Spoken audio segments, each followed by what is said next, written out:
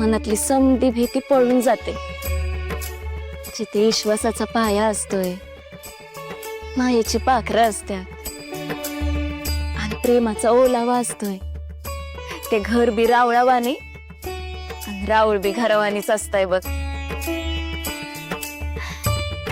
किती सुंदर बोलता तुम्ही।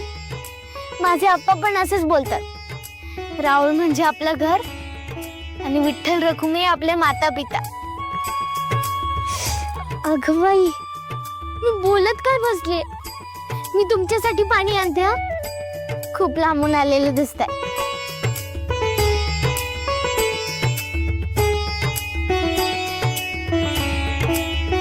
हे बघा, तुम्हाला बळते मी, उगाच आव्हान नका।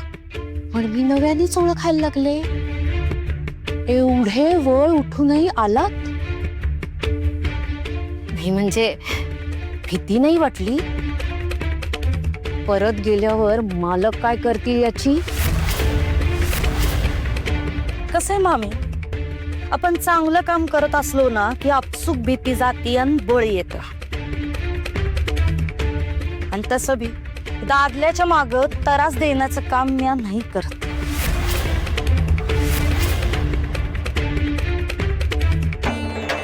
काय गे, काय कुसूर कुसूर करतेस?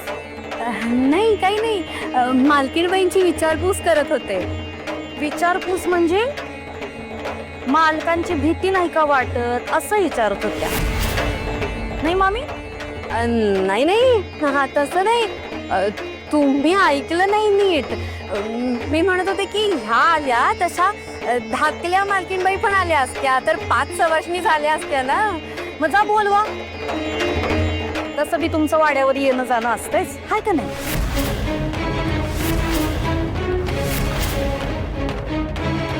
अहो जा, बोलून आणा त्यासनी।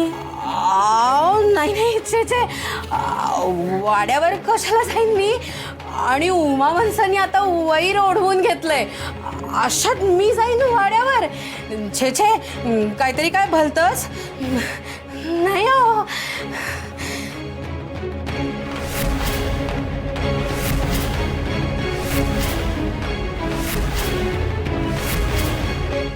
काय बघतेस ग? भर उन्हात पावसाची सर पडावी आणि ती डोळ्यात साठवावी तशी बघतेस एकटक। अगे ठकुताई, एवढं काय डोळ्यात साठवतेस ग? मला ठकुताई म्हणालात? अहो मी सखू, माझी भाऊला ठकू।